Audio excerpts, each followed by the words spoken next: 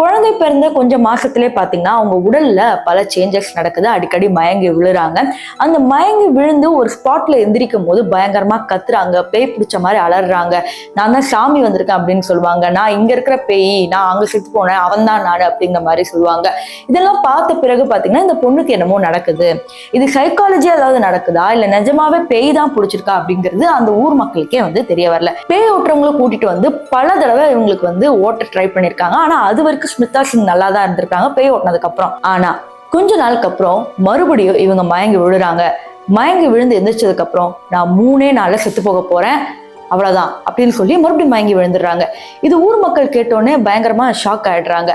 அதன் பிறகு பாத்தீங்கன்னா சொன்ன மாதிரி 3 நாள்ல பாத்தீங்கன்னா உடல்லாம் அப்படியே ஃப்ரீஸ் ஆகி அப்படியே மயங்கி போய் ஒரு சத்தமும் இல்லை, ஒரு அசைவும் இல்லை, அப்படியே இறந்து போயிடுறாங்க. டாக்டர்ஸும் அதை கன்ஃபார்ம் பண்ணிடுறாங்க. அதன் பிறகு இவங்களுக்கு இறுதி சடங்கெல்லாம் நடக்குது. குடும்பத்துல இருக்கிறவங்க எல்லாருமே அழுறாங்க. உன்னை தனியா விட்டுட்டு போயிடக்கூடாதுமா அப்படின்னு சொல்லி ஓன்னு அழுகுறாங்க. ஆனா அப்படி அழுதுட்டு இருக்கிற சமயத்துல திடீர்னு எந்திரிச்சு நிக்கிறாங்க.